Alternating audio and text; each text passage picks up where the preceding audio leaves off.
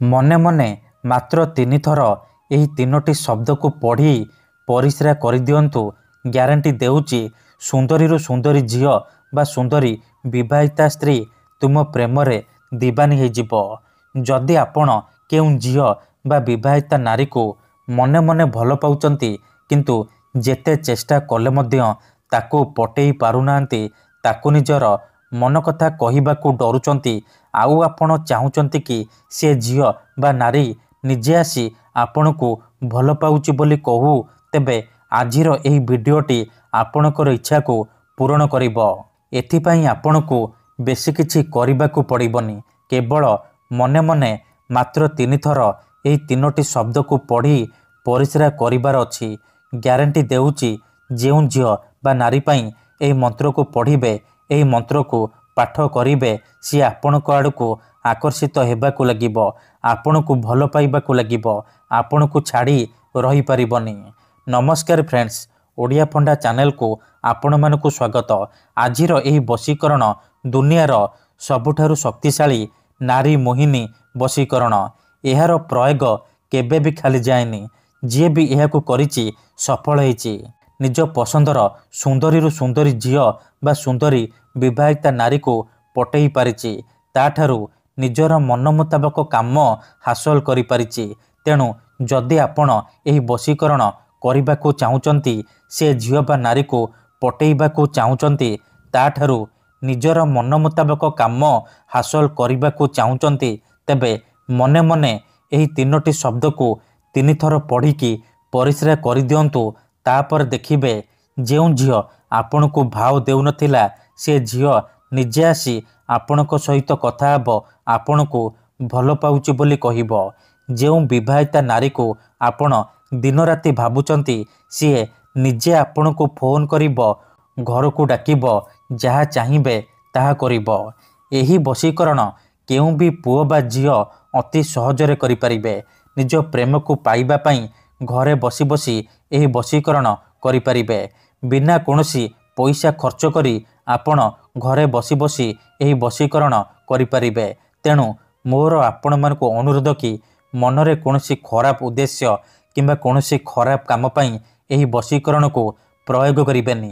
କାହିଁକି ନା ଯେଉଁ ଝିଅ ବା ନାରୀ ଉପରେ ଆପଣ ଏହି ବଶୀକରଣ ପ୍ରୟୋଗ କରିଦେବେ, ସିଏ ଆପଣଙ୍କ ପ୍ରେମରେ ଦିବାନୀ ହୋଇଯିବ, ପାଗଳି ପରି ଆପଣଙ୍କୁ ଭଲ ପାଇବାକୁ ଲାଗିବ।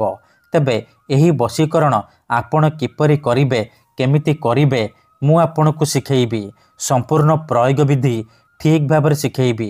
ଜାଣିବା ପାଇଁ ଭିଡ଼ିଓଟିକୁ ଶେଷ ପର୍ଯ୍ୟନ୍ତ ଦେଖନ୍ତୁ, ତେବେ ଯାଇକି ଆପଣ ସମ୍ପୂର୍ଣ୍ଣ ପ୍ରୟୋଗ ବିଧି ଜାଣିପାରିବେ। ଅଧାରୁ ଛାଡ଼ିକି ପଳେଇଲେ କିମ୍ବା କାଟି କାଟି ଦେଖିଲେ ଆପଣ କିଛି ବି ବୁଝିପାରିବେନି। ପରେ କହିବେ ଆପଣଙ୍କର ବଶୀକରଣ କାମ କରୁନି।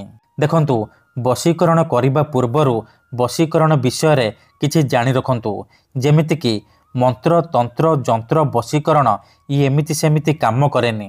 ମନରେ ସମ୍ପୂର୍ଣ୍ଣ ବିଶ୍ୱାସ, ନିଷ୍ଠା ଆଉ ଏକାଗ୍ରତାର ସହିତ ଆପଣଙ୍କୁ ଏହି ବଶୀକରଣ କରିବାକୁ ପଡ଼ିବ।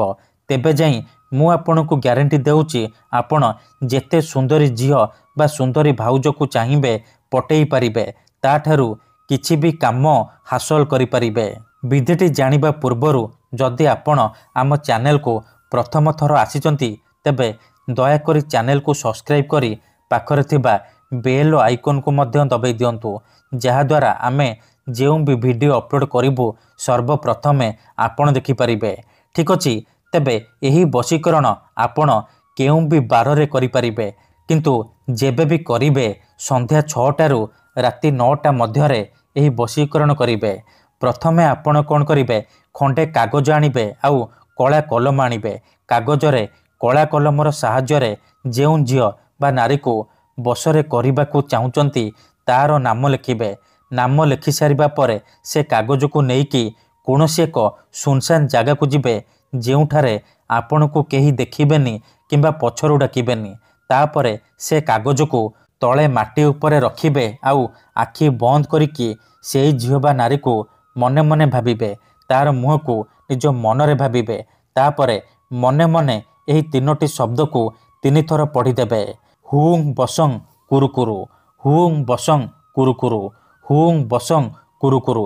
ଏହିପରି ଏହି 3ଟି ଶବ୍ଦକୁ 3 ଥର ପଢ଼ି ସାରିବା ପରେ 5 ଥର ସେ ଝିଅ ବା ନାରୀର ନାମ କହିବେ ଯାହାକୁ ଆପଣ ବଶରେ କରିବାକୁ ଚାହୁଁଛନ୍ତି। ତାପରେ ସେ କାଗଜ ଉପରେ ପରିସ୍ରା କରିଦେବେ। ପରିସ୍ରା କରିସାରିବା ପରେ ଚୁପଚାପ ଘରକୁ ଫେରି ଆସିବେ। ପଛକୁ ବୁଲିକି ଚାହିଁବେନି। ଗ୍ୟାରେଣ୍ଟି ଦେଉଛି ଏତିକି କରିକି ଦେଖନ୍ତୁ, ସେ ଝିଅ ହେଉ ବା ବିବାହିତା ନାରୀ ଆପଣଙ୍କ ଆଡ଼କୁ ଆକର୍ଷିତ ହେବାକୁ ଲାଗିବ। ଧନ୍ୟବାଦ।